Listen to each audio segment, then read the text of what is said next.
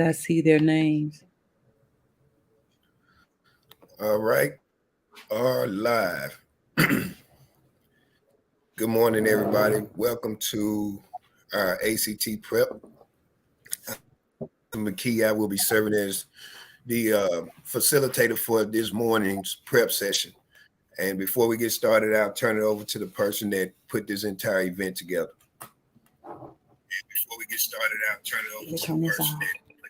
Good morning, everyone. My name is Trina Cox. I serve as the coordinator of career services at Kahoma Community College. And I would like to welcome you all to our Saturday morning ACT prep with Mr. Joseph McKee. And we'd like to thank you all for sharing your Saturday morning with us. And without further ado, we'll get started. All right, so we still got a few people coming in. So we'll give them a few seconds and then we'll go ahead and get started this morning. Hope everybody is having a great morning. Allow me a second. Checking to make sure everything is good.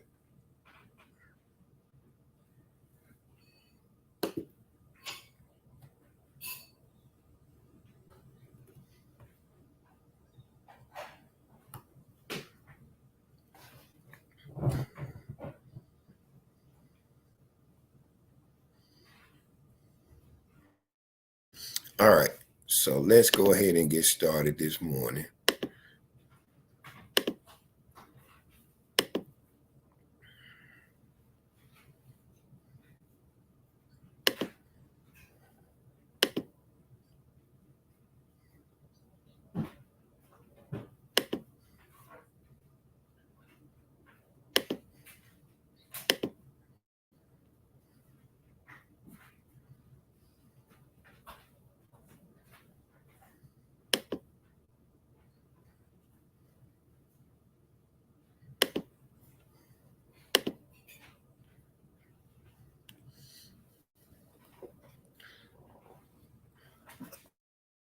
So this morning we're here to talk about some ACT prep, and it's called Pathway to 21. And basic session is all about is giving you a plan of what you need to do during your prep sessions at home to get yourself prepared so you can learn how to navigate your way to get the score that you're trying to achieve. Now, I'll tell you what the session will not be. All right, so this prep session one designed to go into detail about content specifically. And the reason it's not designed that way is simply because the ACT is different from the test you take at school. So at school, you can grab your book, you can read chapters 1 through 5, you can study specific information, and then you're testing information. And so basically you have the opportunity, you kind of know what to expect on the test. Well, with the ACT, you can't grab a book and read chapters 1 through 5. You can't study per se specific content and then expect to see the same information on the test. So the key is, how do you figure out a way to identify certain types of questions that you're most likely to get correct? And how do you make sure you do it in a manner within enough time to ensure you answer enough questions and get enough questions right to get the type of score you're trying to get? So today we're going to cover those type of ideas and concepts. So some of you are on here, you have never taken the test before. Some of you have taken the test. So before you go in to take the test, you need to have a plan to know what it is. All right. So for those of you that participate in any type of extracurricular activity, any type of sports or type of competitive activity, most of the time you have to practice. And so in practice, you're working on a game plan. Your game plan has several plays, and you run those plays over and over and over until you're familiar with them, enough so that when you see them, you can recognize the play and you know exactly what to do.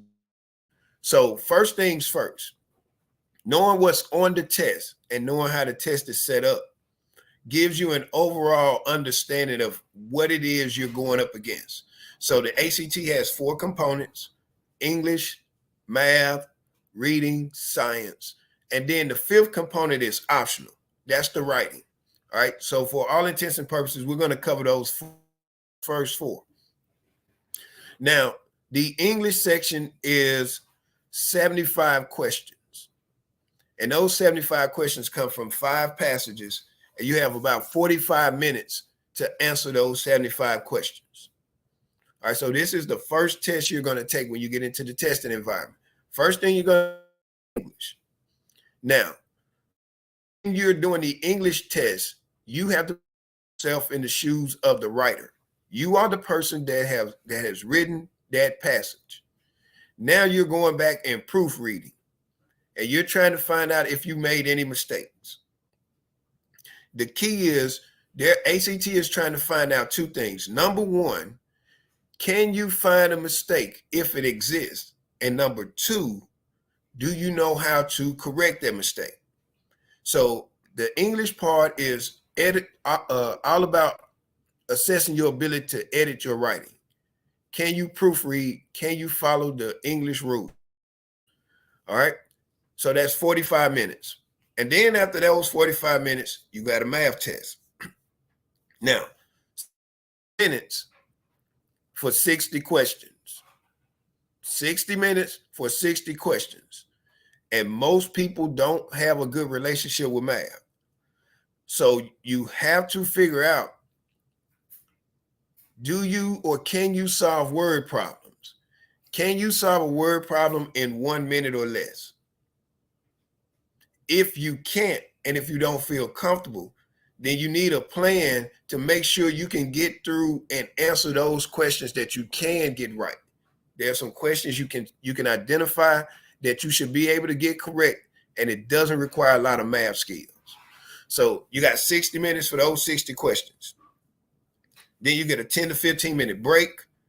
And then you come back and you do the final 2 sections, which are reading and science. Reading is going to test your ability to comprehend what is in front of you. Again, I say the reading is going to test your ability to comprehend what's in front of you. So it's simply, you're going to read this passage, you're going to engage with this passage, and you're going to go to the questions, and can you find the information in the passage to support your answer? So this is a reading comprehension test. It's not a memory test. It's a reading comprehension test. And then science is another reading comprehension test, but it's dealing with information and infographics, charts, and graphs. Now, all parts are timed. And so the question is, how do you take knowing how much time you have and knowing how many questions you have and develop a game plan to effectively utilize the time, maximize your time, and answer all the questions? So we know we got 45 minutes to answer 75 English questions. We got to have a plan on how we're going to use those 45 minutes effective and efficiently. All right? Because the key is to answer all of the questions. You're not going to get any addition for answering a more difficult question, easy question. So all questions deserve the same amount of attention.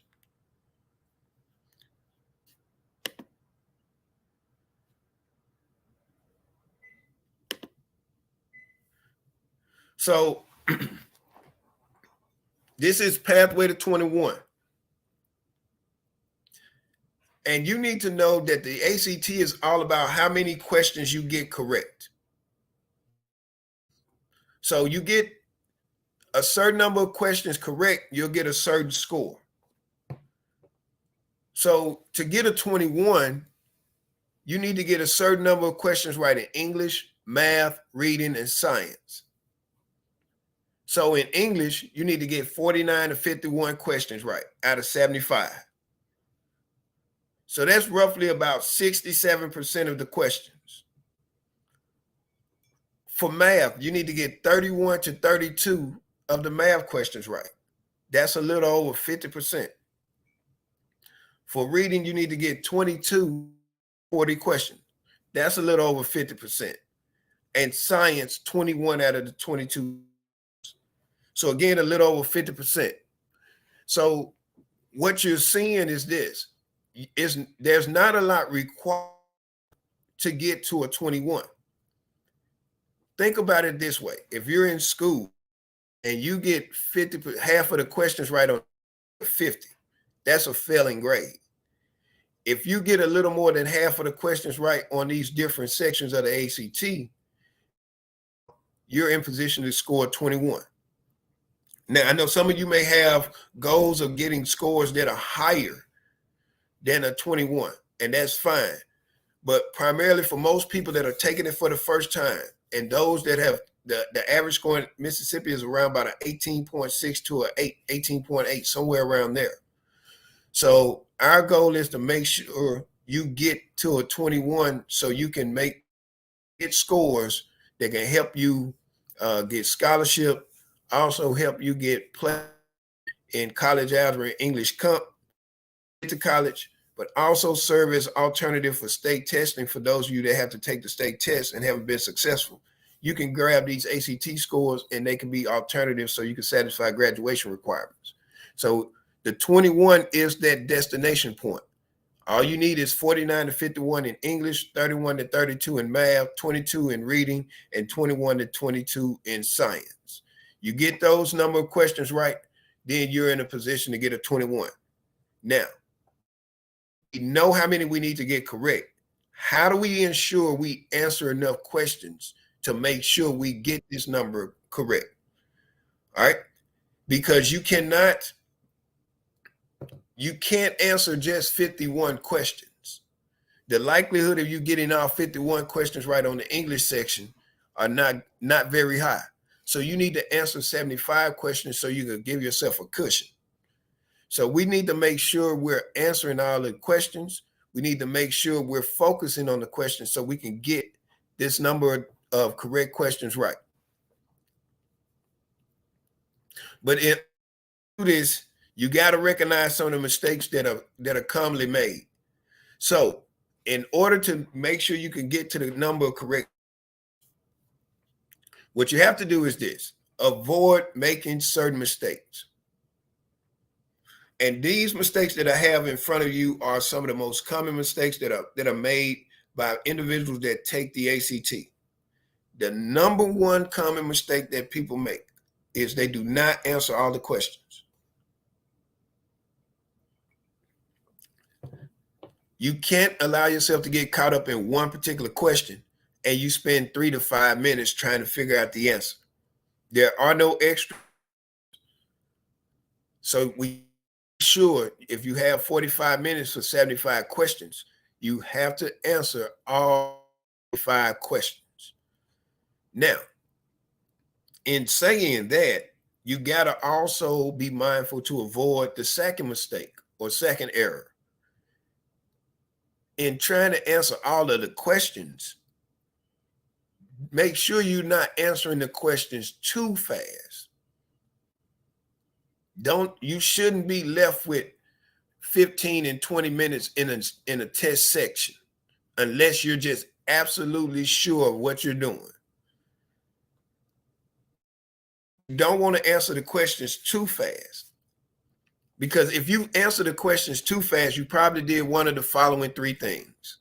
You misread or you misinterpreted what the passage was saying. Result of misreading or misinterpreting the passage, you misread the question. And when you misread the question, you do not consider answer choices. So I want you to think about this. This all works hand in hand. Your number one goal is to answer all the questions. But you can't be in such a rush that you answer the questions too fast. And the only reason you would answer those questions too fast is that you would misread or misinterpret a passage, which causes you to misread the question which then causes you to not consider all your answer choices. So you gotta be very intentional with what you're doing when you're going through the test. So this is something that you have to do while you're practicing between now and the next test date. You have to make sure that when you're practicing, your goal is to answer all the questions and to avoid those other common mistakes that are made.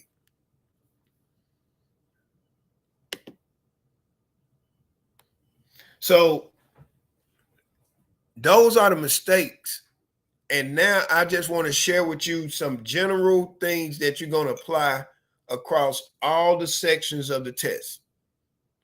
These are some things that you're going to apply across all sections of the test. All right. So number one, every section, answer all the questions. Every section, answer all the questions. That's a very simple strategy. The second strategy that you should always use a process of elimination. Always use a process of elimination.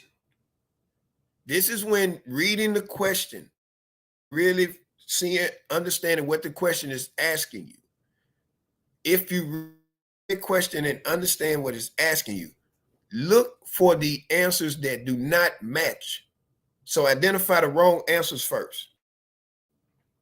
And the reason why I say identify the wrong answers first is on the ACT kind of has a way to test the test makers have an understanding of how people generally think. And so a lot of times the way we think, it may be right to us, but in reality, it's not correct. So they have all of the correct wrong answers on the test. And if we look for the answer that just simply identifies or agrees with what we're thinking, then we may get that question wrong. So for the incorrect answers first. A third strategy that you can apply across all sections, whenever you come across something that you don't understand or you haven't seen before, a word you haven't or a phrase you haven't seen, if you comprehend the context of what you're reading, then you can just simply substitute another word or phrase that makes sense. So exchange for simplicity.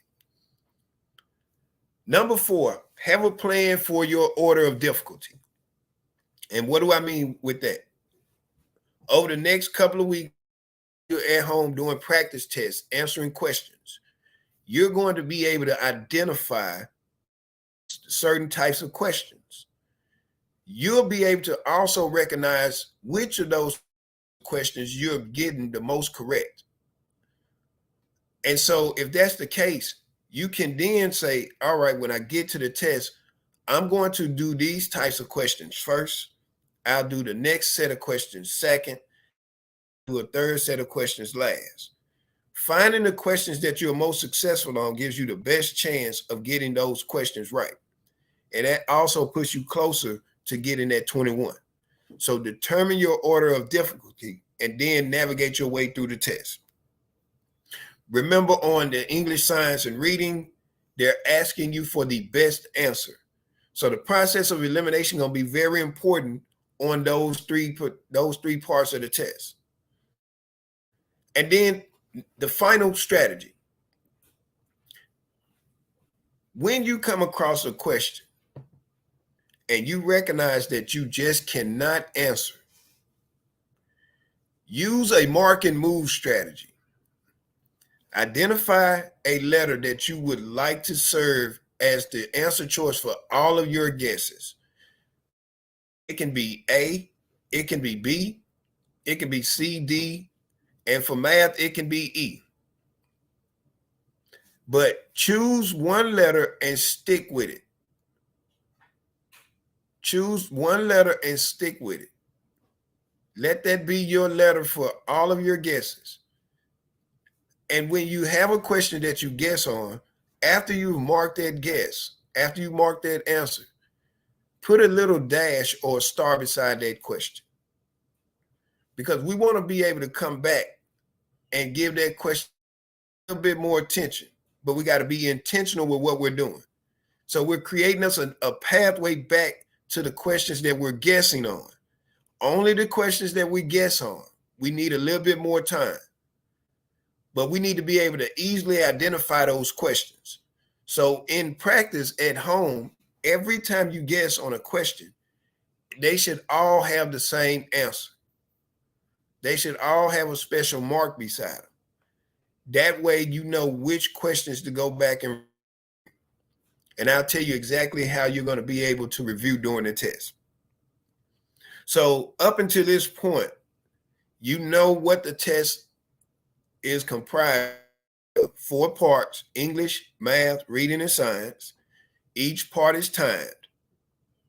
English has 75 questions, 45 minutes. Math has 60 questions, 60 minutes.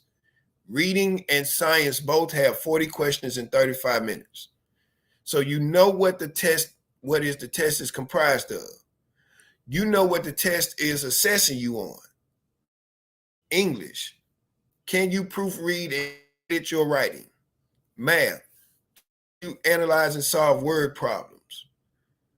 Reading, can you comprehend what's in front of you? Science, can you read and analyze infographics and scientific information?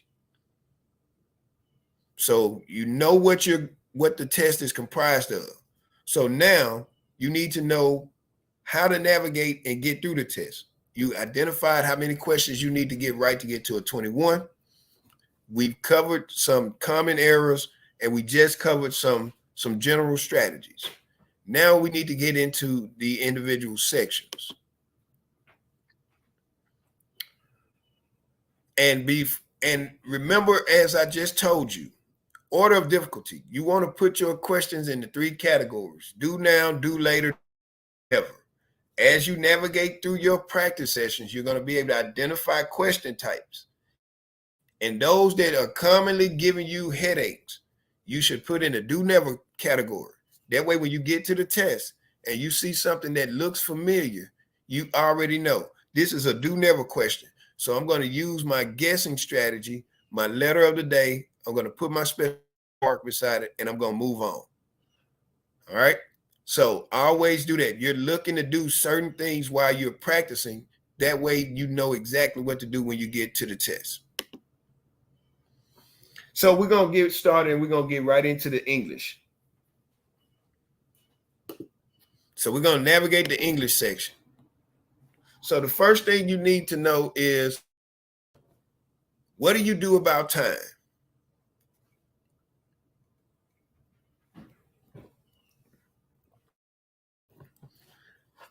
And so here's a time strategy that you can use during the English section. So we have 5 passages. You got 75 questions, 45 minutes. That's essentially 9 minutes per passage. Now, we got to break this 9 minutes down in a way that allows us to be able to come back and review the questions that we have guessed on. See, they're not going to give you any extra time on the test. So you got to kind of shift time. You got to build it in. You got to steal some time. And so what we want to do is this: instead of sitting and using 2 minutes to answer one question when you get stuck, we want to use 8 minutes of this time to answer the 15 questions. So we're going to use 8 of the 9 minutes to answer those 15 questions. So as you navigate through the English section, as you read your sentences, as you come to underlined portions, you want to be able to go over and answer the question. So you're trying to answer 15 questions in 8 minutes. What this does is allow you to shift 1 minute to the end for review. So essentially what ends up happening is this: you use 40 minutes to read and answer all 75 questions. And then on the English section, they're going to say, whomever's in the room is going to say, you got 5 minutes remaining. When they say 5 minutes remaining, you should have, number 1, answered all 75 questions. Number two, you should be ready to go back and now review questions that you have guessed on. So what we're doing is we're giving ourselves the opportunity to come back, and a question that we may not have been sure of, we're giving ourselves an opportunity to go back and revisit that question. Because if we have just 5 or 10 more seconds, we may be able to comprehend it better, and we may have to change our answer from our guessing choice to the correct answer choice, which could then possibly put us in position to get the correct number of questions right. But you have to practice doing this. You have to practice answering 15 questions in 8 minutes. Then you have to practice doing 30 questions in 16 minutes. Then you have to practice doing 45 questions in 24 minutes. Then you have to practice doing 60 questions in 32 minutes. And then you have to practice doing 75 questions in 40 minutes. You have to be intentional over the next few weeks when you're practicing at home to make sure when you get to the test, you do it exactly just like this. So you have 40 minutes to read an answer. And when they say 5 minutes remaining, then guess what? You're ready to review. So this is all about having a plan of action for when you take the test. I hope this is making sense. I hope this is making sense. So that's your time. Now you need to know exactly what it is you're going against. What's the content? So I know I said we don't go into specific content, but what we do cover is the types of information, the types of things you'll be assessed on. So if you look, you have 40 questions that's going to test you on your ability to identify mistakes dealing with grammar. 10 to 15% dealing with punctuations. 15 to 20% dealing with grammar usage. 20 to 25% dealing with sentence structure. Do you know if the comma or semicolon is used in the proper manner? Do you understand or recognize if the correct tense of a word is being used? Is proper transition happening between two parts of a sentence? And then the other 35 questions deal with effective writing. Is it organized in the proper manner? Does it flow? Is it cohesive? It's assessing your ability to edit writing. Now, if we're honest, the reason the English section gives a lot of people problems or issues is because of how we communicate on a daily basis. We generally communicate through cell phone and small talk with family and friends. And when we're having those conversations, we don't always use proper English. We don't apply the proper grammar. When we text, we use run-on sentences.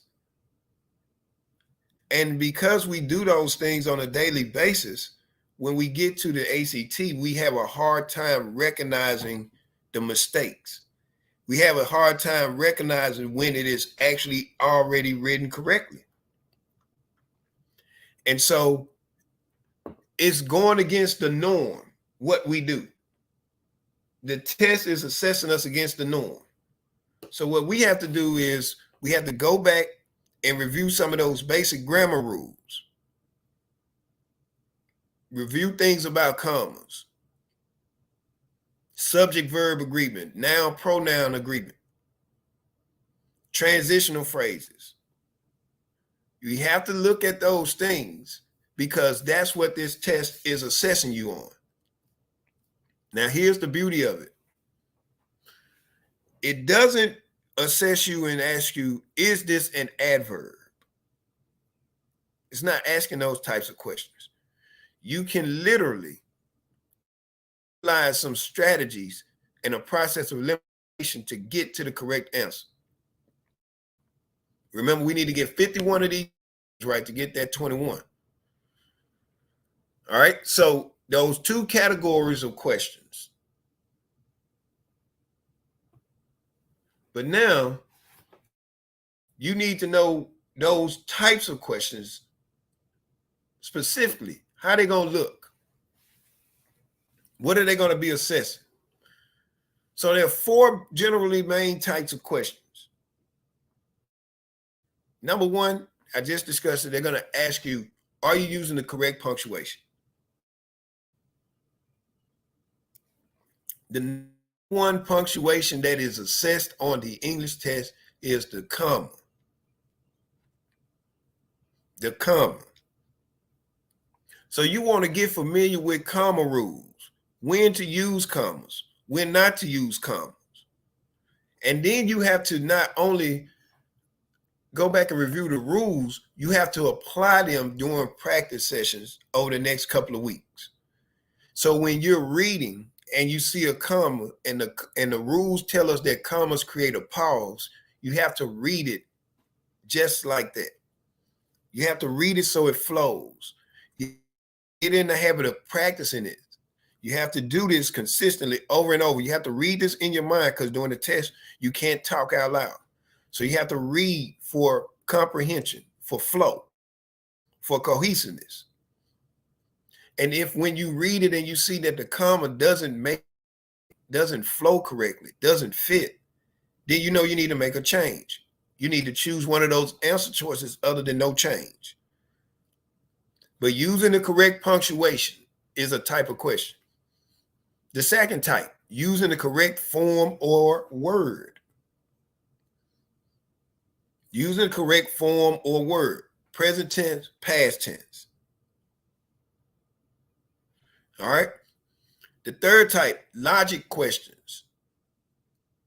So now when you're reading these passages and you have a part that's underlined or you have a statement that's underlined that's following a paragraph, it's checking to see, number one, is there a relationship between the two parts of the sentence or those paragraphs? And number two, it may be checking to see, is the relationship contrasting or not contrasting? And that determines whether or not certain words or phrases should be used. So when you're reading the passages and you're reading the underlying portion and you're asking yourself or seeing what you're trying to answer, these are the things you're trying to see. You're looking. It's asking you to see, is there a relationship? Do you see a relationship between these two parts of a sentence? And if you see the relationship, has it been properly constructed?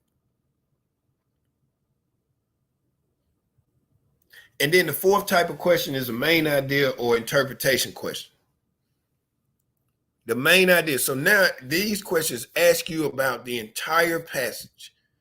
They are usually the final questions. So during practice, during the test, you may have on your passage, questions 13, 14, and 15 may all be about the passage as a whole. Those are main ideas. So now what you can then do is go back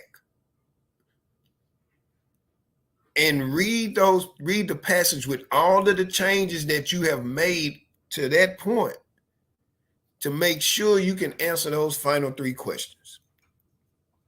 If you do that, you won't have a problem getting to the 51 questions. Now, here's the thing I want you all to focus on. Remember, I said we need to get 49 to 51 questions right to get a 21. There are 15 questions per passage.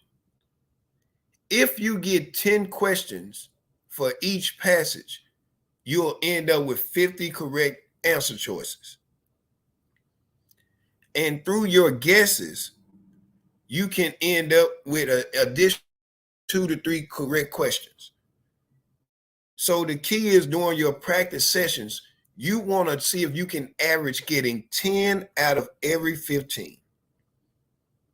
When you're doing your English practice test, your goal is to get 10 for every 15. 10 for every 15.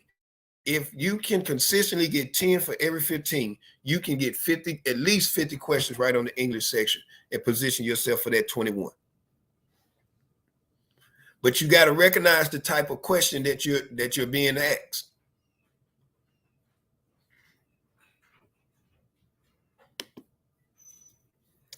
All right.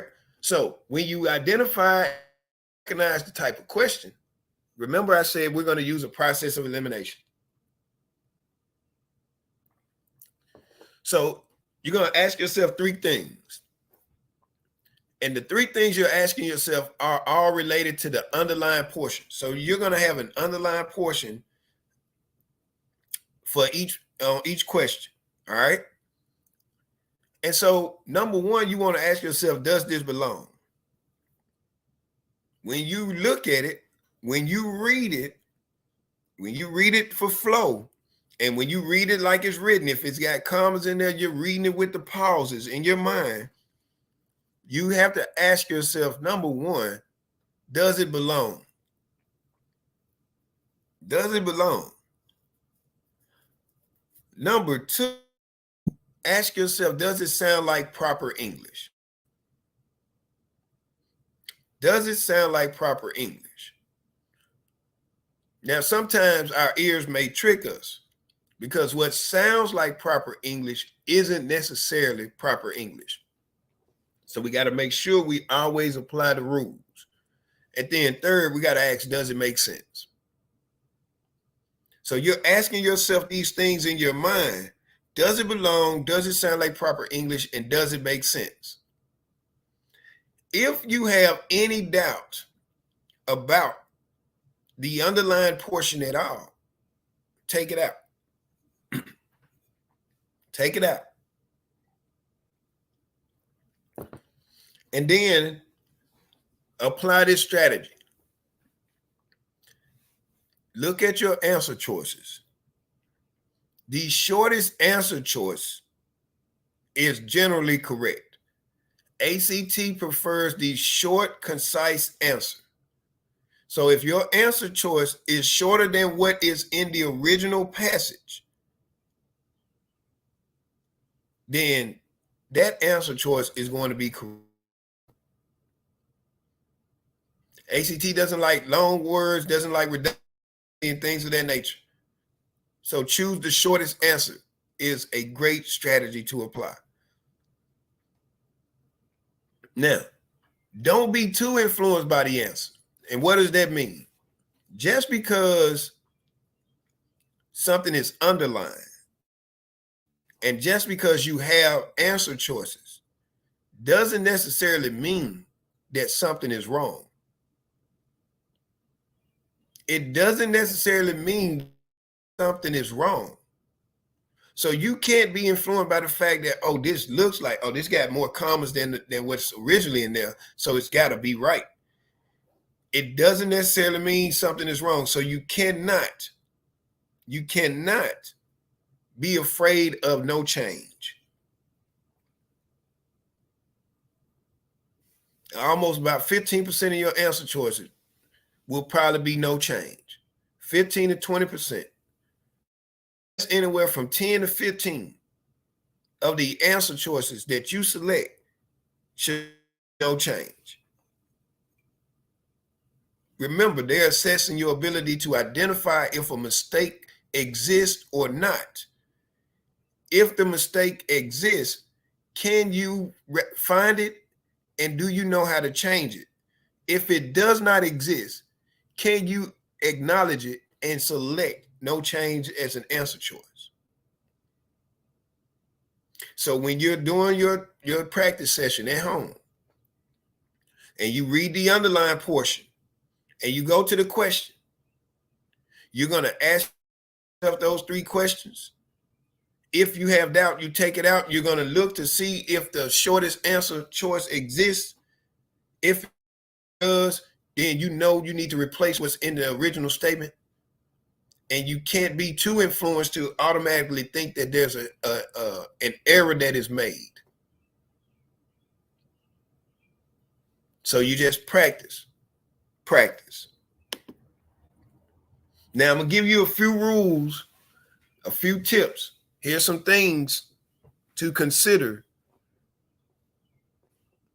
as you're answering your questions, doing practice tests. Just some things that we probably have forgotten about. Because remember, the way we communicate on a daily basis isn't always the way the rules were written. So number 1, anytime you see a verb underlined, go immediately and find its subject. Anytime you see a verb underlined, go find its subject. The problem is, in most cases, the way the ACT test set up, the subject and the verb are separated by 2 to 3 words. So you have to be able to find the subject that matches the verb. You have to be able to do those things. And then the second thing, when you see a pronoun, make sure it agrees with the noun it refers to. This can be tricky. Because I can make a statement and say the class is preparing for their field trip. And on a test, a lot of people will choose no change. But in reality, that's incorrect, because class is the noun, which is singular, and there is the pronoun, which is plural. So that would be incorrect. It should be the class is preparing for its field trip. So make sure the noun and the pronoun agree with each other. And also remember that pronouns like someone, everyone, everybody, they need a singular pronoun. Nouns like someone, everyone, everybody need a singular pronoun. So those are some top grammar rules. And then a couple of sentence structure rules for you. And then we'll go to the English section. Misplaced modifiers exist. So you got to pay attention to these things. If there's a word or phrase, if the underlying word or phrase is describing something, you got to make sure it's close enough to the word it's supposed to modify. It has to make sense. It has to be structured correctly. In parallelism, we know everything has the same form. So remember I said they were going to test you about the form or use of a word.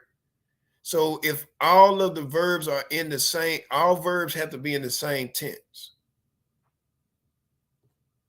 So we got to be able to recognize things like misplaced modifiers and faulty parallelisms. Now, I told you we just covered time. We gave you a plan for time. We identified the content. We talked about the types of questions. We told you about the process of elimination and get a few rules. Now comes the part where you have to participate. You have to do this, and you have to do it consistently. So I propose a 1-hour lab session, which is learn, apply, and build. You learn the strategies, you apply them through practice, and you build on them through daily practice and intentional practice. So what you want to do is you're going to set your timer for 8 minutes. Why 8 minutes? Remember, we're trying to answer 15 questions in 8 minutes. We got to practice answering 15 questions in 8 minutes, and we're going to build on it. Now, when you're going through your questions, you want to be able to identify the type of question that you're being assessed.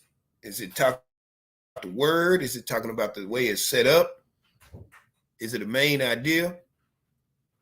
Then once you identify the type of question you're being asked, you want to apply grammar or sentence structure rules. Apply those rules so you can then apply the process of elimination.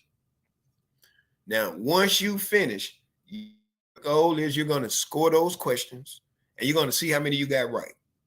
Target number 10. Every 15 questions, we're trying to get 10. If we're getting 10, we want to look at the 5 that we got correct and see which type of question it is, which area it is, and go back and possibly do some review to see if we can do a little better. But if we're getting 10 and we're consistently getting 10 right every 15, then you're on a good trajectory. If you're getting below 10, what I want you to do is really set in on those areas that are giving you some issues and make sure you go back and review. So the first day you're going to do 1 passage. The second day you're going to do 2 passages. Third day you'll do 3. Fourth day you'll do 4. Fifth day you'll do 5. And then on day 6, you'll do the entire section to see if you can actually answer all 75 questions in 45 minutes, making sure you answer 75 40 minutes and using 5 minutes for review. You want to do this over and over and over again. That way, when you get to the test, you know exactly what to do and you don't lose track of time. You answer all the questions, but you don't answer them too fast. And you position yourself to get enough questions right to get a 21 on the English section. All right. So that's it for English. That's what you're going to do. So for 8 minutes of that hour, you're going to do English. All right. And then you're going to build on it.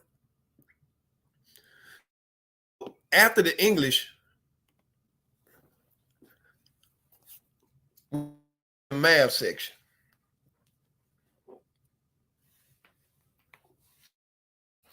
All right. So the math section is the one that gives people kind of like the most trouble. And so what we want to do is this. I'm going to give you the time, and then we're going to figure out how we're going to get through the time with math. So here it is. 60 questions, 60 minutes. 60 questions, 60 minutes. Essentially 1 minute per question. Now, if you use the entire minute to answer the question, then you won't have any time for review. And because most people don't have a good relationship with math, we need to be able to build into review. So here's what we want to do. Instead of using the entire 60 seconds, we want to answer the question. We want to condition and train ourselves to answer a math question in 50 seconds or less. 50 seconds being the max. Because we're going to shift. We're going to steal 10 seconds of that minute, and we're going to shift it to the end for review. I want you during your practice to get comfortable not getting stuck on one problem. You have to set the timer, because if you don't, then when you get to the test, you will definitely use 2 or 4 minutes on one particular question. So you got to get in the habit of answering in 50 seconds. We're going to shift 10 seconds to the end for review. So the implementation of this strategy has you answering 12 questions every 10 minutes.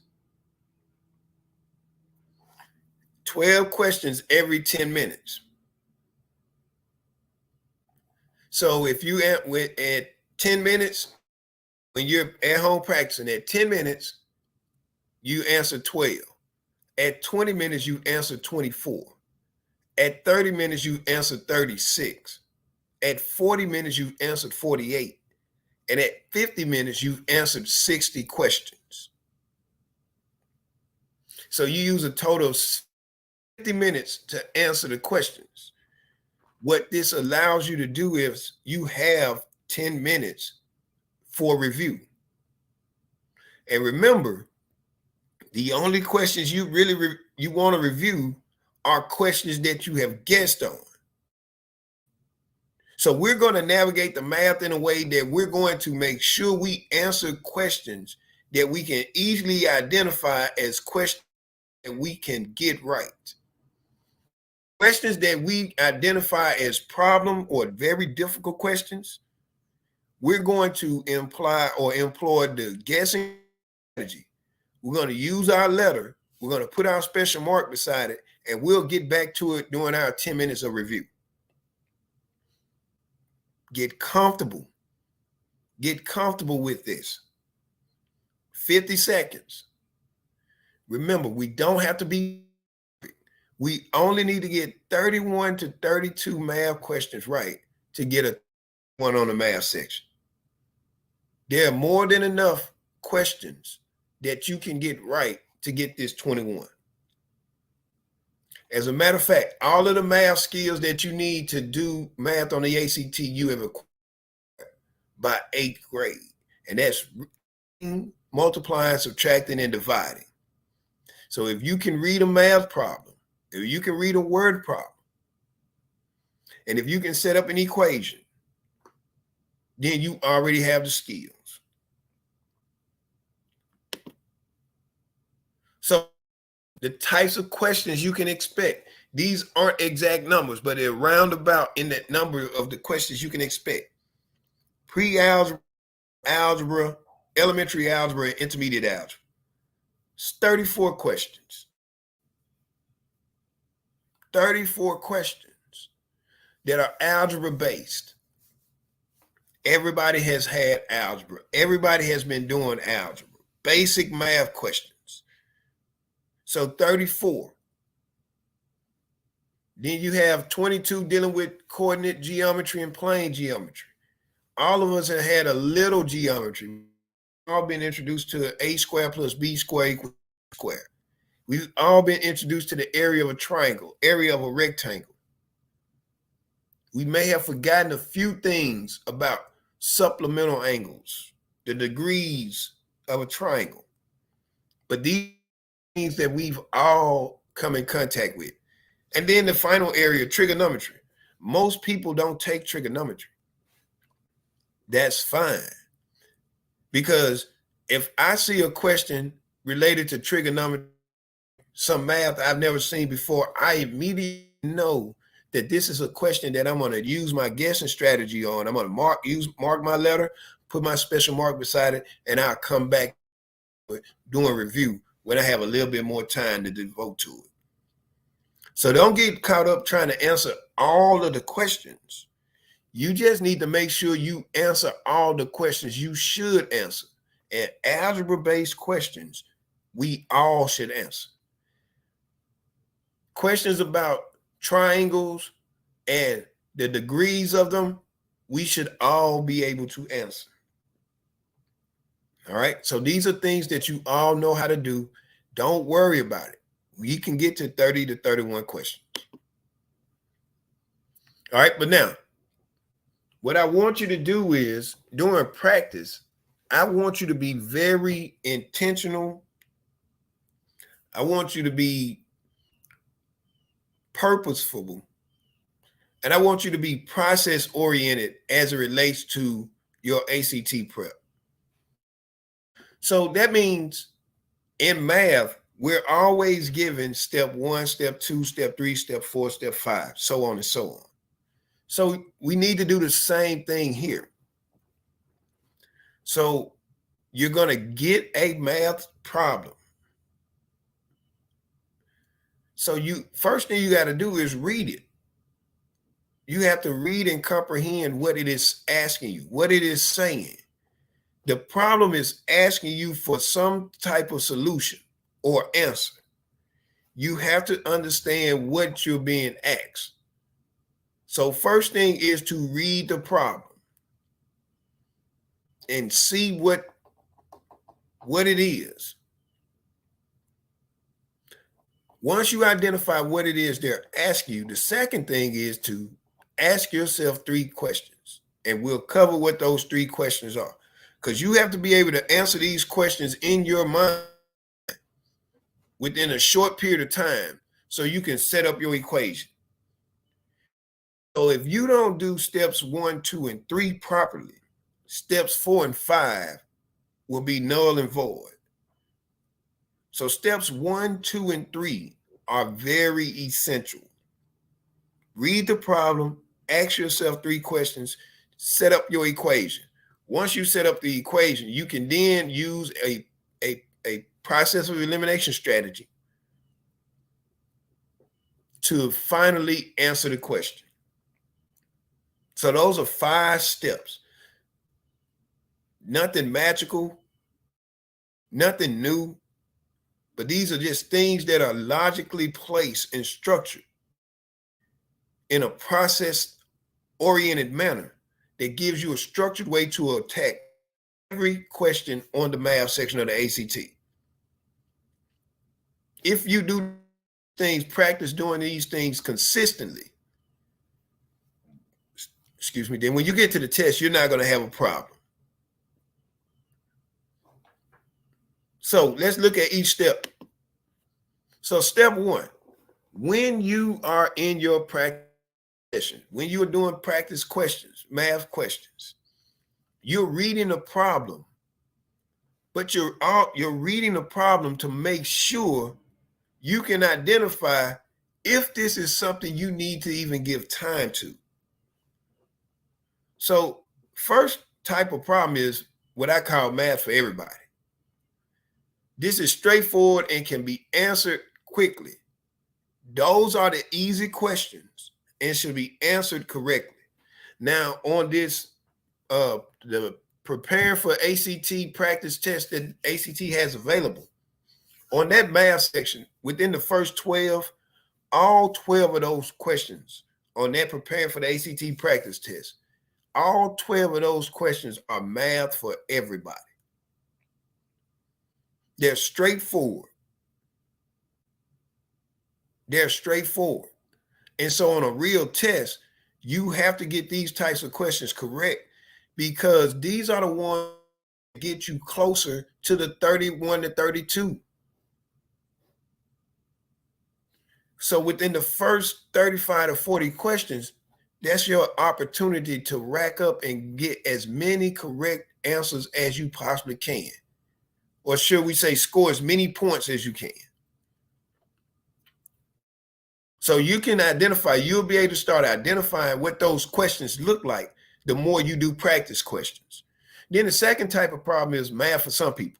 These are the word problems that challenge your ability to translate into equations. So remember I said you read the problem, ask 3 questions, and then set up an equation.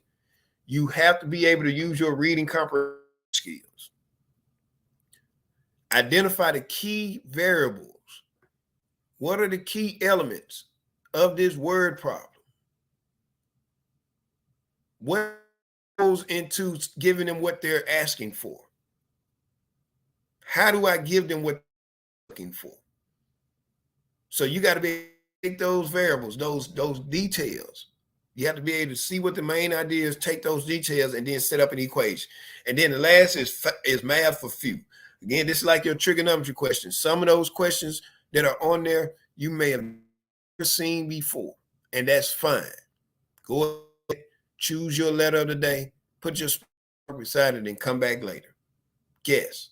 And usually for those questions like this, math for few, you can tell within the first 10 to 15 seconds if that's a question for you. If within the first 10 to 15 seconds you realize the question is not for you, guess what? Go ahead, guess, and move on. Be comfortable with that. But that's step 1. Read the problem.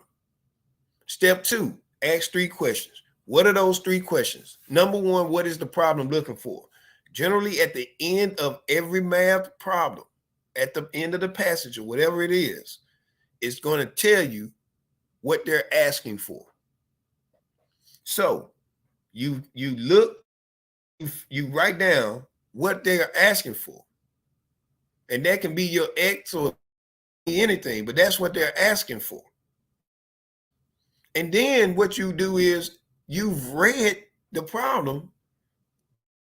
You should be able to identify what is stopping you from giving them what they're looking for. So what's missing from the problem? And the final question you ask, well, after reading the question, the problem, what information do I already know? What information are they giving me that can help me solve it? So you pull this information from that word problem. You take your understanding of adding, subtracting, and dividing, and you set up an equation. So step one, recognizing and understanding the type of problem is key to you being able to step two, which is recognizing what the problem is asking you for, identifying what is preventing you from giving them what they're looking for, but also recognizing and understanding what you already know about this problem. Because if you do that, you're able to do step three, which is set up an equation. You can set up an equation. And in setting up an equation, you get it to take the information and set it up in a manner where you are now able to go and look at the answer choices and see what works. So we got a couple of problems right here. The first one is 200 technicians went to a conference in August. If there were 30 more men than women at the conference, how many women attended the conference? All right. So we read this problem. This is one of those math for, it can be math for everybody, but this is math for some. All right. Your word problem. You got to pull out key variables to set up an equation, right? So I've read the problem. The next thing is to ask myself, what is this problem looking for? Wants to know how many women attended the conference. All right. So I'm going to let W equal women. But now, what do I not know? I really don't know how many men were there. I don't know how many men were at the conference. All right. But this is what I do know. I do know there were 200 people, and I do know that there were 30 more men than women. So the word more means that I had to add 30 to the number of women that were there. So now I let W plus 30 equals my men. So now I can set up my equation. Women plus men equal 200. See, we read the problem, we asked 3 questions, and then we set up an equation. There, we can go on and we can solve. Now, if we look at the second one, it's the same way. If the sum of 3 consecutive even integers is P, then in P, what is the least of the 3 integers? This question, this problem is asking what is the least of the 3 integers? Well, I can't tell you what the least is because number one, I don't know what P is. I don't know what P is, and I don't know what those 3 consecutive even integers are. But what do I know? I know sum means that I got to add those 3 numbers to get P. I know consecutive means they come right behind each other. And I know even means that I'm dealing with 2, 4, 6, 8 numbers like that. So in terms of means equal to. So if the sum of 3 consecutive even integers, N1, N2, N3 is equal to P, then now figure out which one is the least. So we've done step 1, we've done step 2, we've done step 3. Now it's step 4, which is a process of elimination. A couple of strategies to help you avoid doing a lot of math if you don't have a good relationship with math. If doing a lot of steps creates headache for you, then you got to be able to apply some strategies that can prevent you from having to do a lot of math. So the back solving is real simple. On the math test, you have 5 answer choices. The key is utilizing those 5 answer choices to your advantage. So that third answer choice is going to sit in the middle. 2 of the answer choices above that third answer choice are going to be bigger than that number or smaller. 2 numbers below are going to be bigger and smaller. So what I'm saying is those answer choices are going in order from least to greatest or greatest to least. If that's the case, you can take the third answer choice and you can plug it into your equation. You can plug it into your equation and see if it works. If it works, guess what? It's correct. You move on. If not, then it's something about 2 of the other answer choices. Simply because if it does not work and it's too big, that means you go find the 2 answer choices that are bigger than that third answer and they are eliminated. If they're too small, you go find the 2 smallest answer choices and eliminate them as well. So what you're doing is you're reducing the number of choices from 5 to 2. And if you're reducing from 5 to 2, it doesn't matter which answer choice you plug in. If you plug in the wrong answer choice, you automatically know which answer to choose then. So back solving prevents you from doing a lot of math. You got to recognize when to use it. You got to recognize when to use it. You got to recognize how to use it. And it simply says take the third answer choice and plug it into your equation and look to see if it is too big or too small. So what does that look like? It looks just like the problem we were doing a minute ago. We had 200 technicians. So, hold on.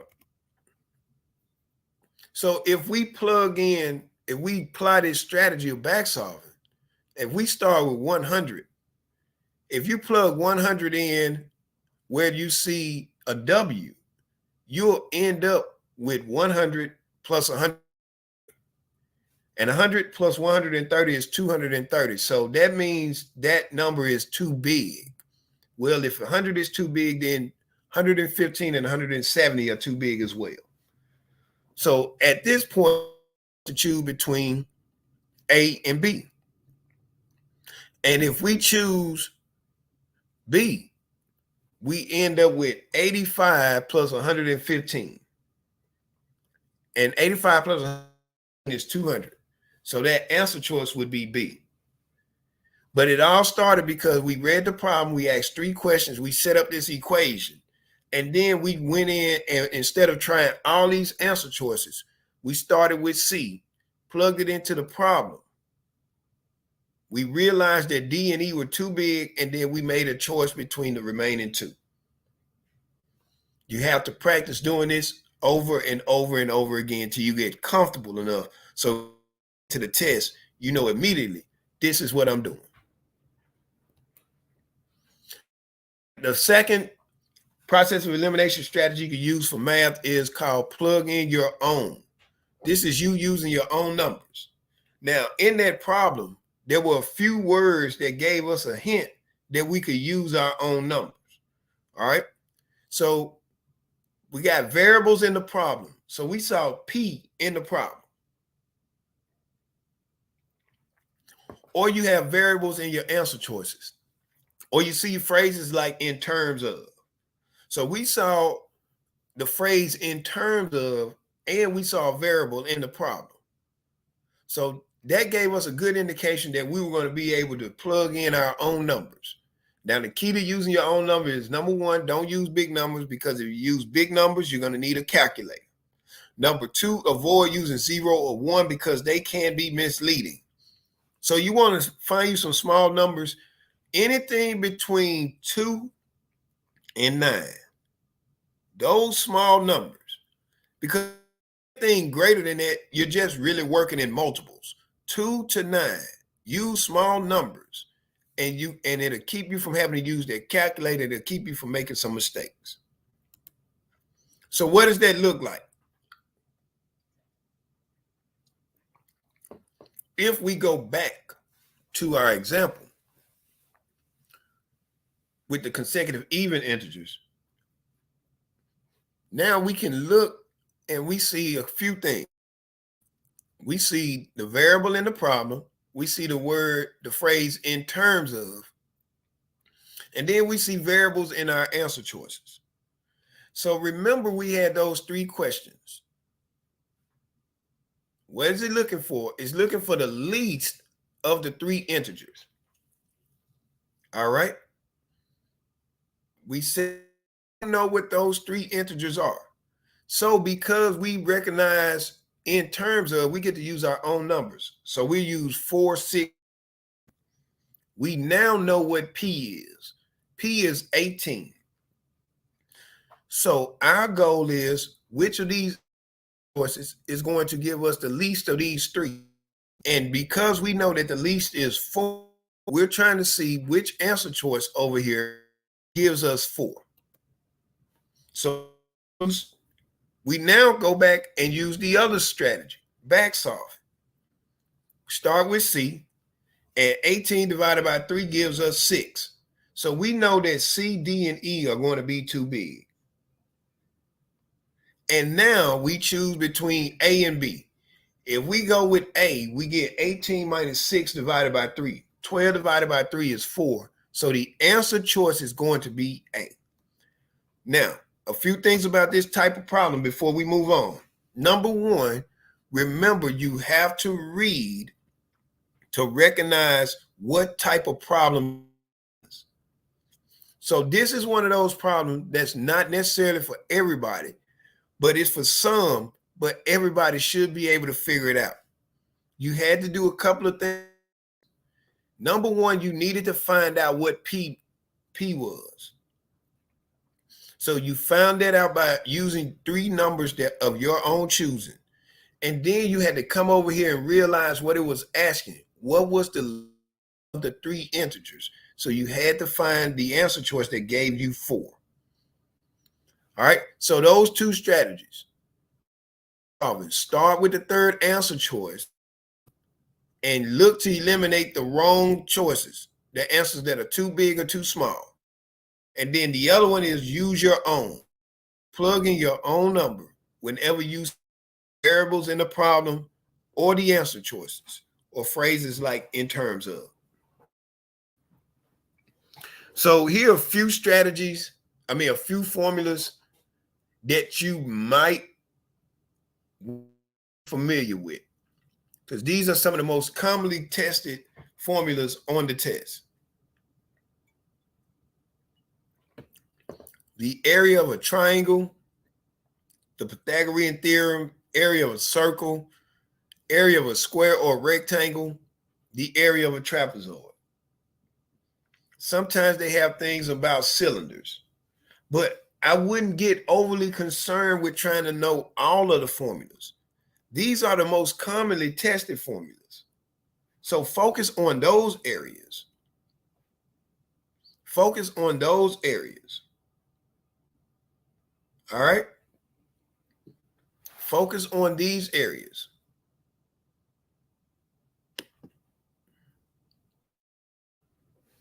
And I generally go through this problem simply to show you that the math section not only tests your ability to apply skills you learned since you've been in school, or basically over, for up to 8th grade. It's also testing your ability to be able to combine multiple concepts. So we got a picture here about a triangle ABCD, a rectangle, right?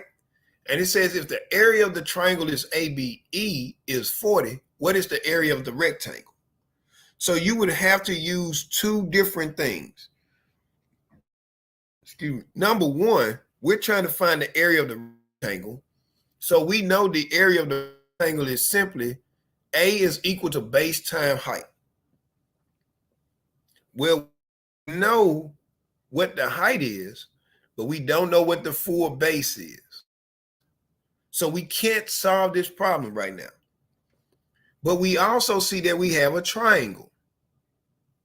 So we got a triangle and they give us the area of the triangle. So now we can use the area of the triangle formula. Area is equal to 1/2 base times height. Where the area is 40, the height is 8. So if we do this out, then the base of this triangle becomes 10. So now we can find the entire base of the rectangle, which is 14. And we go back and we use the formula. So it's multiple steps. You have to combine concepts at certain times. But the rules don't change. You took the rules about the area of the triangle, and then once you apply those rules, you then apply the rules for the area of the rectangle. But we followed those steps. We read the problem, asked 3 questions. We set up and used the equations, which are the formulas. Didn't necessarily the process of elimination here, but we were able to do the math to get to the problem, to the answer. So the math section is going to require you to do this over the next couple of weeks. And we're talking every day. Start out with 1 question. Set your timer for 50 seconds.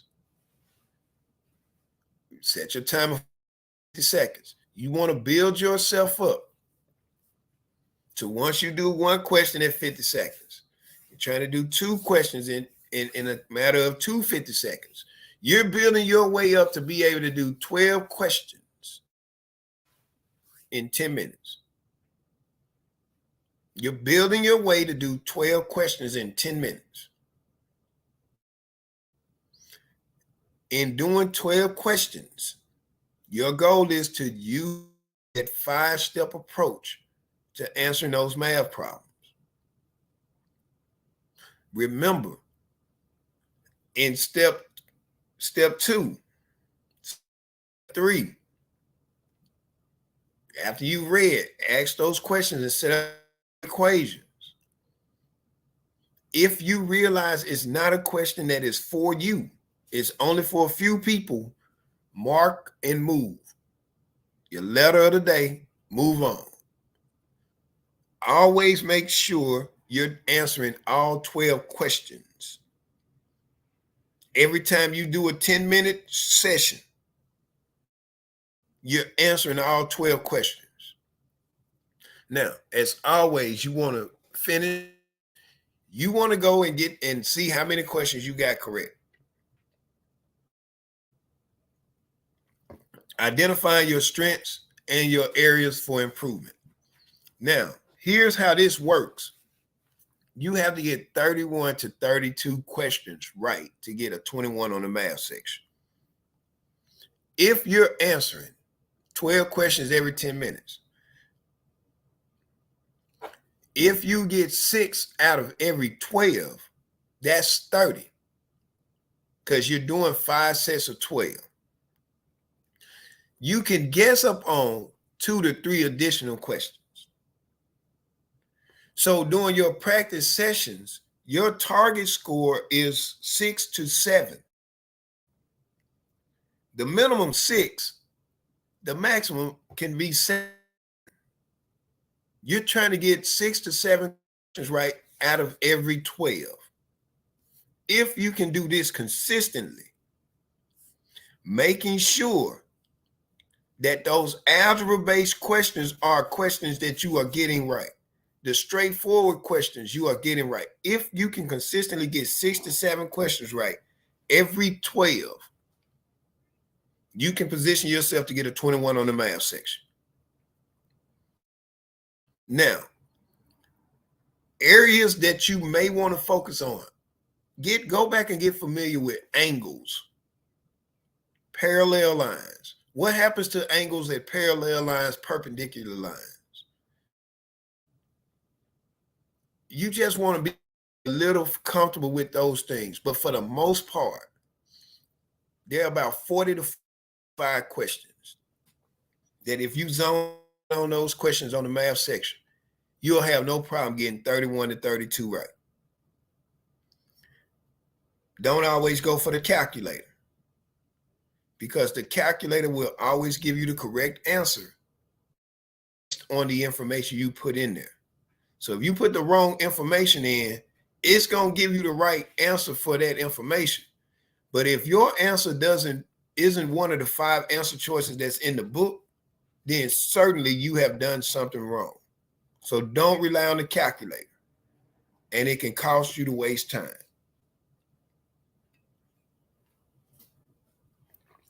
All right, so now we're filling up what we're going to be doing with our hour a day. We know we got about 8 minutes for English. We're going to have about 10 minutes for math. So we still got to figure out what to do with the science and the reading.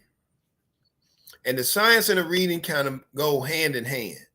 So the strategies that I cover with reading, you also apply them to science, maybe 2 things different. So we'll go ahead and cover those. So reading is straightforward. It's simply that, reading. It is simply reading, but it's a different type of reading. It's not a read to remember. It's a read to engage. And those are 2 different things. If you read to remember, you're going to struggle with this reading test. If you read to engage, you're going to be able to get 22 questions right to get your 21. But you got to have a plan. So each of those passages is about 1,000 words. But you got 35 minutes for 4 passages. So what you're going to do, that's about 8 minutes and 45 seconds. So what we want to do is be intentional with those 8 minutes. We want to break them down.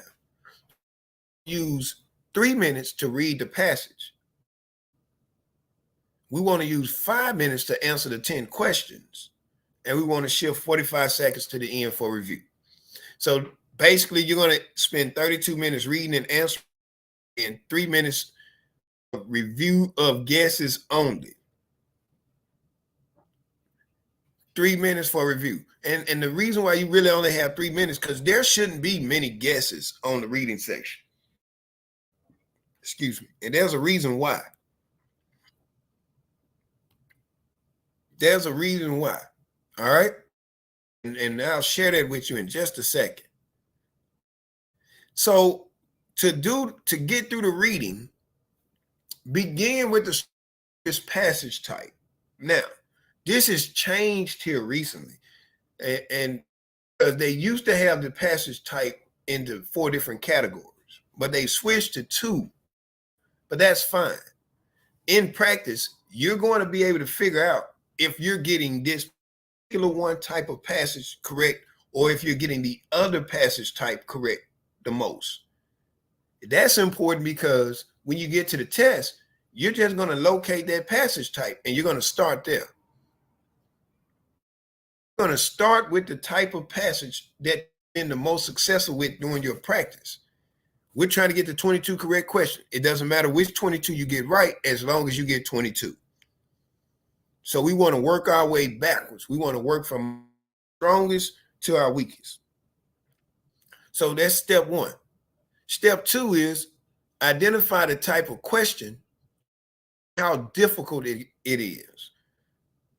See, certain question types on the reading test are a little bit more difficult. So questions that ask you about the entire passage, those are a little more difficult. So you probably want to do those at the end. Do those last.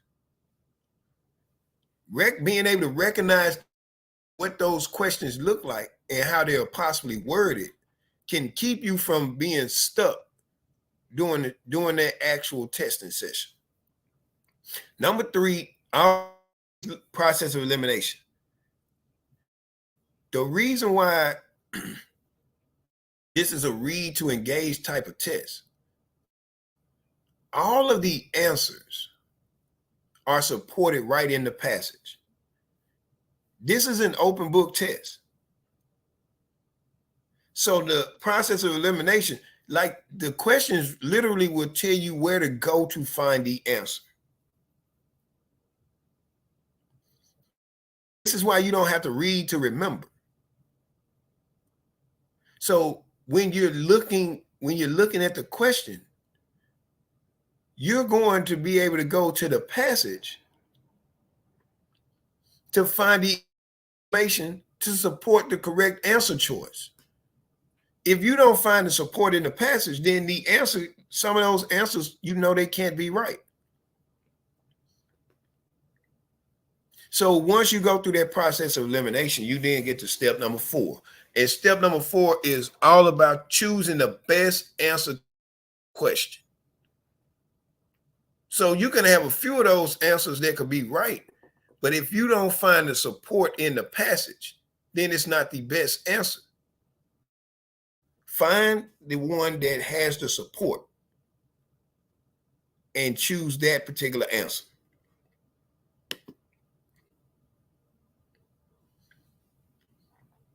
All right, so these were the types of passages, and they're still pretty much the same. But what you'll see now is the prose fiction is still there. The other 3 are now called informational. They're informational. So what you want to do is you want to be sure that during your practice test, so all you're doing to get prepared for the reading section is to do and read a practice test, do a passage, and then answer those questions. So you're going to do this over the next couple of weeks. And if the prose fiction questions, if you're getting most of your questions right for prose fiction, when you get to the test, that's the one you go start with. But if the informational passages are where you're being most successful, then you start with the informational passages first. Go ahead, read those passages, answer those questions, and rack up as many points as you can. Rack up as many points as you can.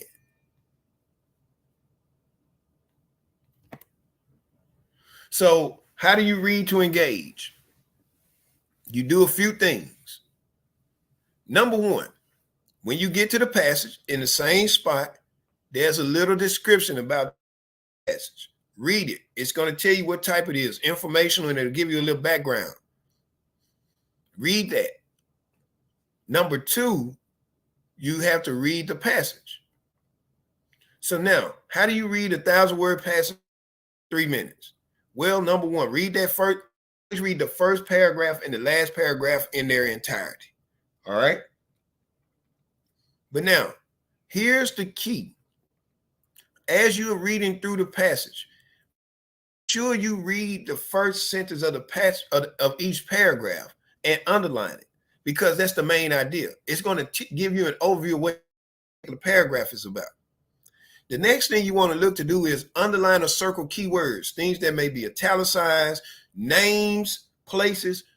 Underline and circle those keywords, because these things are going to serve as kind of like a legend for you, or ledger, a roadmap.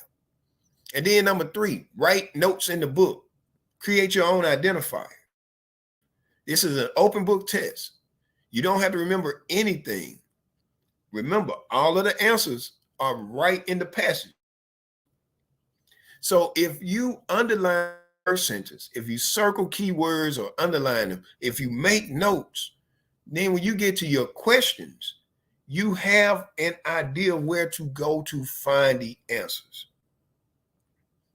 So this is all about you in your own roadmap. It's like a cheat sheet. They're telling you that you can use this information to get to the correct answer.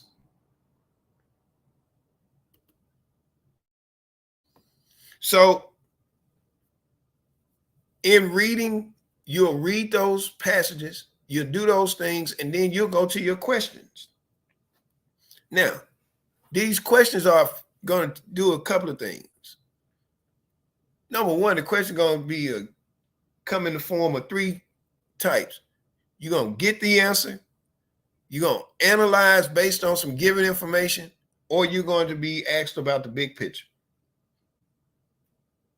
These are the same types of questions for science. Get the answer. Those are the easiest questions for a passage. Do those first. So when you're in your testing section and you're on a passage, and when you finish reading the passage and you get ready to answer your questions, find the questions that tell you where to go.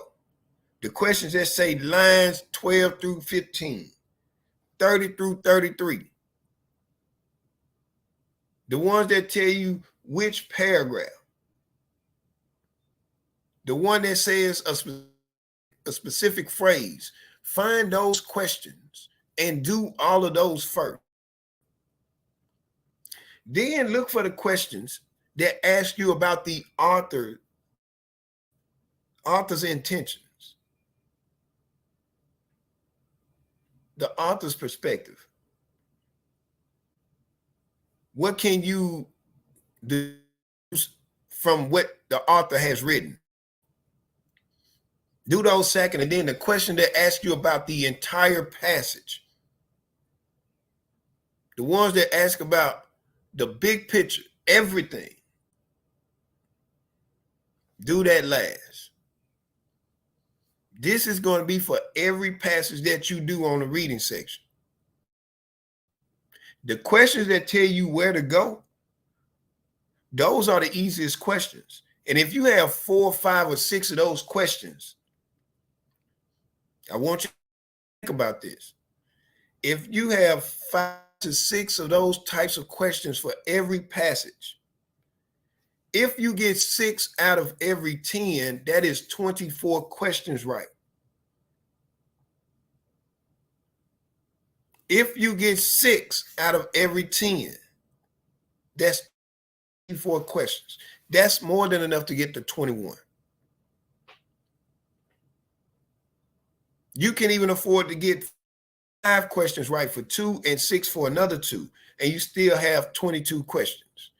So you don't have to get all 10, but you need to be getting between 5 to 6 questions right. So during your practice sessions, you want to make sure you're getting 5 to 10 questions right. You have to track your progress. So on a scale of difficulty, this is what it looks like. So this is why I told you the order in which to do those questions. Because the easier questions, you should make sure you do them first. In the event that you have a lapse in time management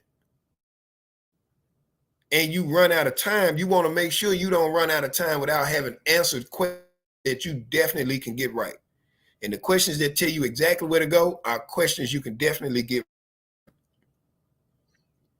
All right. So that's what you want to do. How do you do this on a day-to-day basis? As always, we're going to simulate the testing environment. Set your timer for 8 minutes. Read the passage, 3 minutes to read, 5 minutes to answer those questions. Go back, review, and see how many questions you got right. See how many questions you got wrong, and see what type of question it is. Is it the type of question that's telling you exactly where to go? Is it the type of question that's asking you to analyze the passage or the words that the author has written? Or is it the type of question that's asking you about the passage as a whole? Knowing what type of question that's giving you the most trouble, focus in on those types of questions. Make sure you're reading the passages and comprehending what it is saying, and then make sure you are reading the questions correctly so you can consider all the answer choices. Remember those common mistakes that can be made. If we misread or interpret the passage, we can misread or misinterpret the questions, which then causes us not to consider all the answer choices. So that's 8 minutes. And you're going to do this consistently. So day 1, you're going to do a passage. Day 2, you're going to do 2 passages. Day 3, you're going to do 3 passages. Day 4, you're going to do 4 passages. Day 5, you're going to do an entire session, reading section, 4 passages in 35 minutes. And you're going to see if you are getting those answers correct, if you're on track to get a 21. So you want to do this consistently. All right. And the final section is the science. Final section is the science. And now you're going to hear a few of the same things with science as you heard with reading. But the key is this. You don't need to have an extensive background in biology, history, human anatomy and physiology, physics. You don't need all of that background. However, you do need to be able to read. You know, coming back to that word read. You need to be able to read passages. You need to be able to read a table, a chart, or a graph. All things that we all have done in school. We've all read line graphs, bar graphs. We've all read tables. So ACT wants to know, can we put a table, a graph, some type of infographic in front of you? Can you look at this information and can you choose the correct answer choice? So again, this is nothing you have to remember. Everything is right in front of you. So how does this work? Same thing. You have 6 or 7 passages, 40 questions, 35 minutes. Now, the key is recognizing the type of passage, and each passage warrants a different amount of time. So conflicting viewpoints.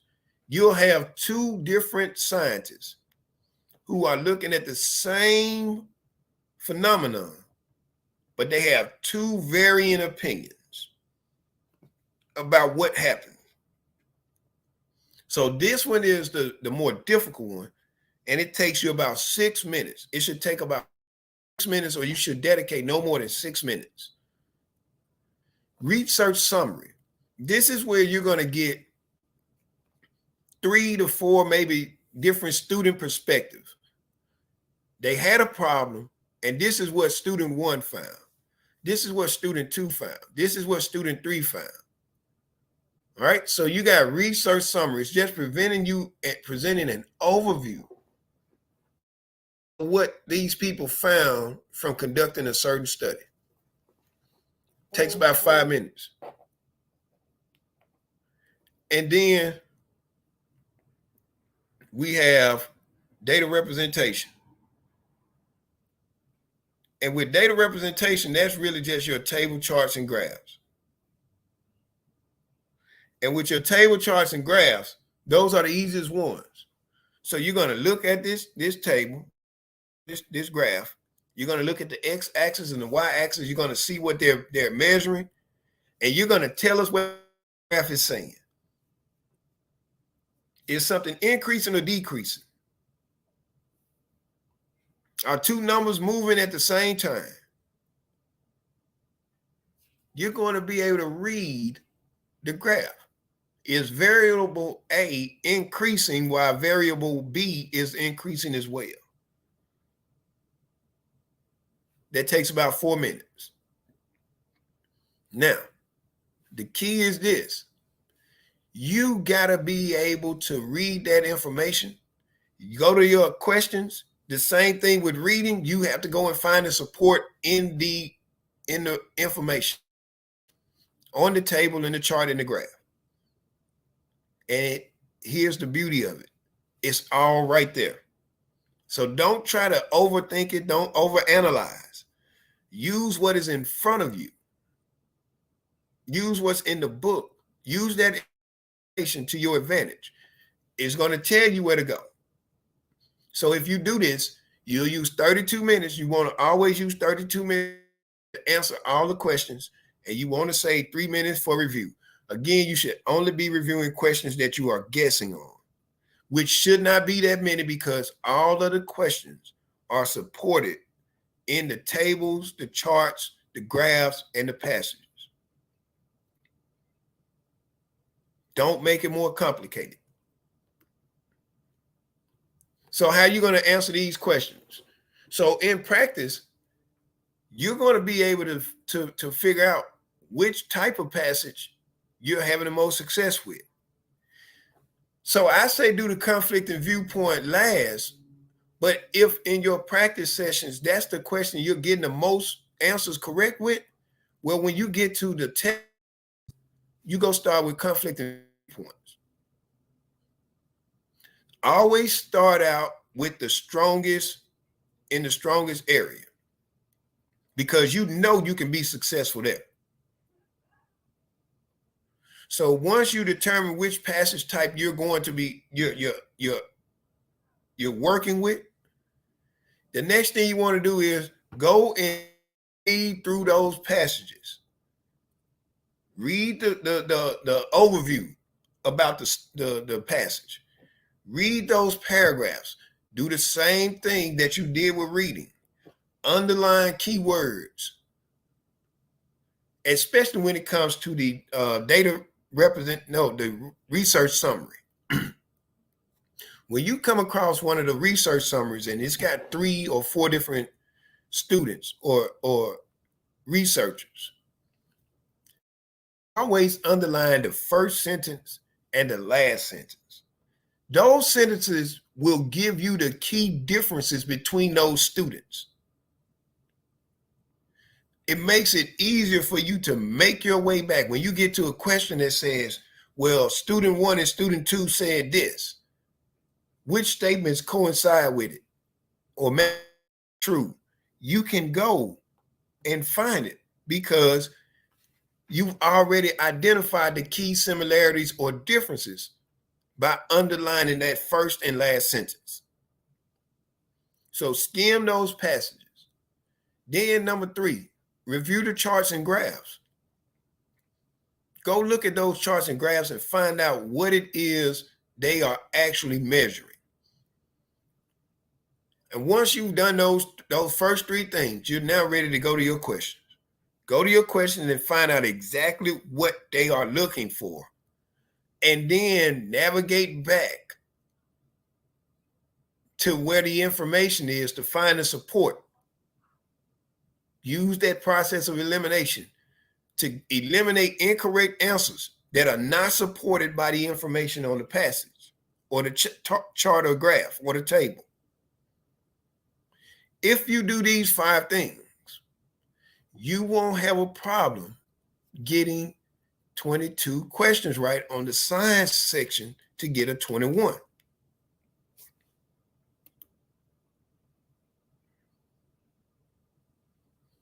So I told you the types of passages: data representation, charts and graphs, research summary, experiments, viewpoints, different alternative theories, hypotheses, or viewpoints. All right, so these are the things. This is how you recognize your passage type. The types of questions, the same as reading. Get the answer. It's going to tell you to go to figure 1. It's going to tell you student 2. It's going to tell you table 3. Go to where they tell you to find the support. Do those types of questions first. Then some of those questions are going to ask you to interpret. Well, based on what you're seeing in this table, what is happening? What's the result? It's going to ask you that. Do that second. And then the one that asks you about the overall experiment, the overall passage, do it last. So now you have a plan of action. You have an order in which you're going to do certain things. Make sure you do the questions first that tell you exactly where to go, because you should be able to get the answers because you can find the support. You can find the support there. All right. And the next to last thing. So here's what a chart or a graph look like. We know what those things look like. This is what it would look like on the test. All right, this is what it look like on the test. So you got to be able to look at these tables, these charts, and then see what they're measuring. If we look at the one to the left, plants for sun and shade, it's measuring the growth rate versus sun exposure. And then it gives us 4 different types, 4 different plants. So we're measuring the growth rate versus the sun exposure.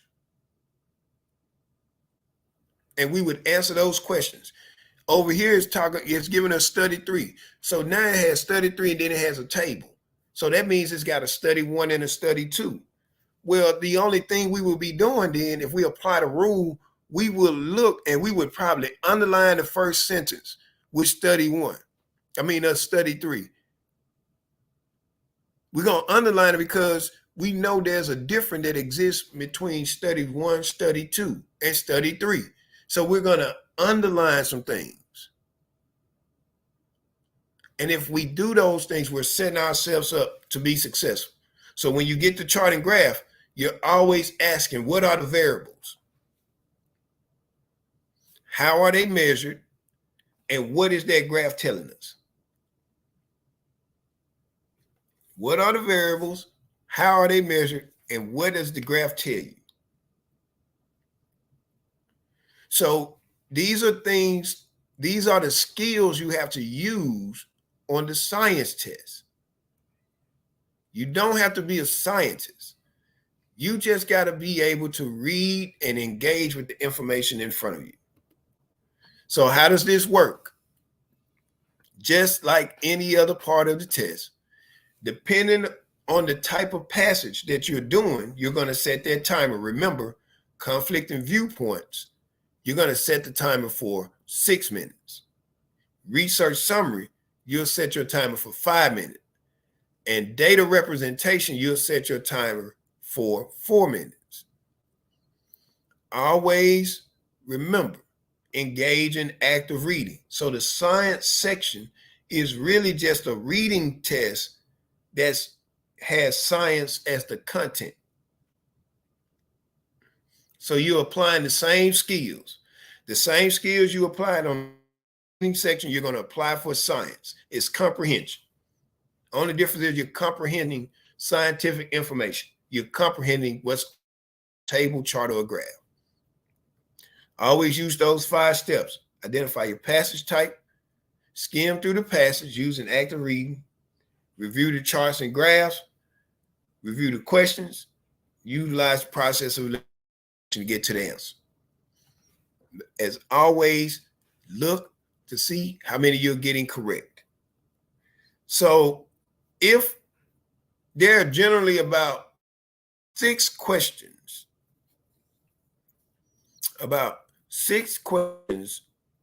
for each passage, and one of them may have 7. All right. So I want you to realize this. If there are 6 questions for each passage, at least 6, 7. Well, if there are 6 passages, if you get just 4 questions right, 4 questions for every passage is 24. That's more than enough to get to 21 on the science section. So you only need to get a small number of questions correct. And those 4 questions will add up to get you to enough to earn a 21. So when you're practicing, you want to make sure you're getting at least 4 questions right. If you're getting 5, that's great. But if you can get 4 questions right, then you're on target. So all of this is going to be null and void if you don't have some tools to kind of help you with this, some resources. So these are the resources that I recommend. Several other resources out there, but I recommend these resources right here. The first one is the ACT Math Workout Book. You can get book on Amazon.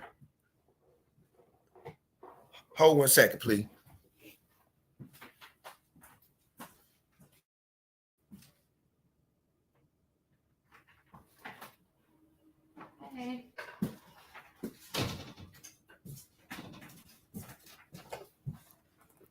Yes, excuse me. Yep, you can get that book on Amazon. So it's the ACT Math Workout book, and it's broken down in a way where it is organized based on concepts.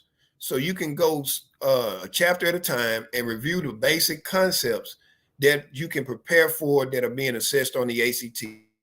It's a great book. I highly recommend, so you don't overwhelm yourself trying to learn 10, 12 years worth of math in 2 weeks, piece by piece, step by step. Grab that book from Amazon. The next one is the official ACT prep guide. It's the big, thick red book. Most people know about this book. The reason why I like it is because it's made by the folks who make the actual ACT test. The practice tests that are in there are retired versions of ACT tests. So these types of questions are great for practice. It's a great way to build your skill set on being able to manage your time effectively, so you can answer the questions in a manner that gives you the opportunity to get the score you look. Third resource, the 21-22 preparing for the ACT practice test is the 22-23 version now. It's the same test. You can download that at act.org. That practice test, again, gives you an indication. It's a real practice test made by ACT. You can use that to do your daily practice session starting out. So what I would do is I would take that practice test, and there may be a few others out there, but if you get the red book, take one of the practice tests in the red book and use it for daily sessions. Use it as your daily practice to build and add on each day. Remember, I said start out one day doing a certain questions, day 2 doing another, day 3 add on each day. Remember, learn, apply, build. You're building every day. Use one of those tests for daily practice. As a matter of fact, 3 is 5 tests in that book. Use 3 of them for your daily practice over the next few weeks. Save 2 of them to do full-fledged practice tests on a Saturday morning. All right, so I know I'm recommending something for you to do over the next couple of weeks as you get ready to get prepared to take it. So essentially what I'm saying is, after today, you might want to get online and go ahead and order these 2 books if you haven't done so. That way you can get them. And so now over the next 2 weeks, you can spend Monday, Tuesday, Wednesday, Thursday, Friday doing daily practice. And then Saturday, you can get up at the time of the test and you can simulate an entire testing session and see how well you're doing. And it gives you an indication of what you need to practice on the following week as it relates to your practice sessions.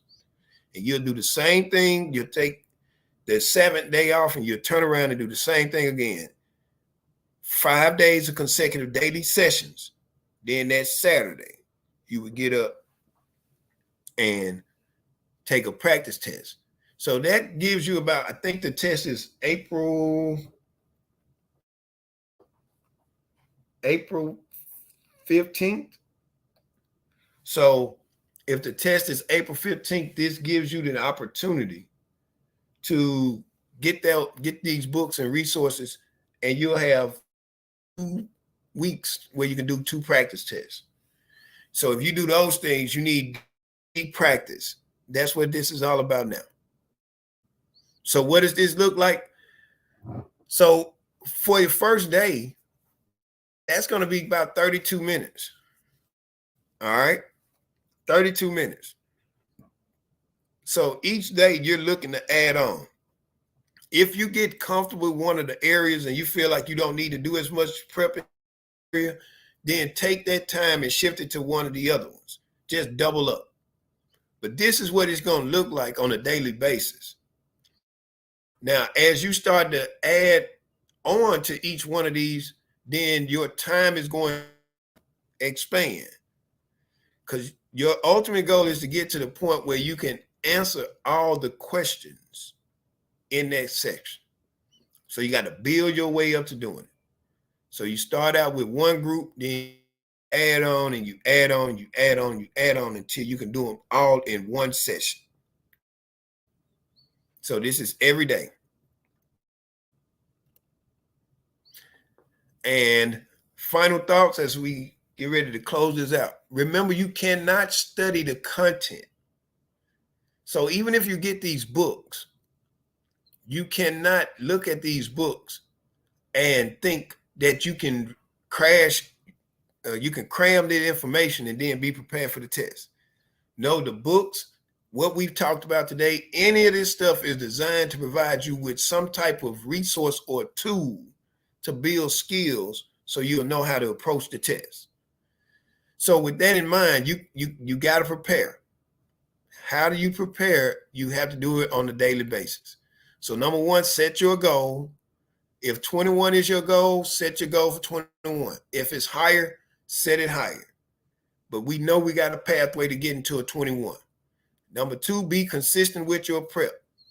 Don't leave the session and then don't think about it until the test. You're not going to be successful. Set aside you an hour to commit to your ACT prep. Number three, apply the lab approach. Learn these skills. This is on my YouTube channel, so you'll be able to come back and watch it. Learn the skill, apply it in your sessions, and build on it through consistent practice. Number four, take at least 2 practice tests. We've already talked about it. Number 5, review and continue. So after each session, look at what you've done, see how many you got correct, see where your weaknesses are, and go back and review and continue. And then always remember to relax. All right. So I think that is it for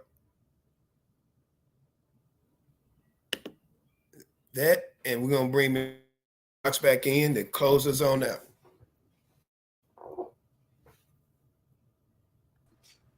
All right. Thank you all for joining us today. I hope you all learned some valuable test taking strategies on today.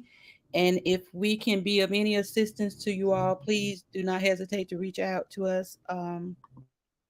My contact information is in the email that was shared with you about the event. That's all I have, Mr. McKee.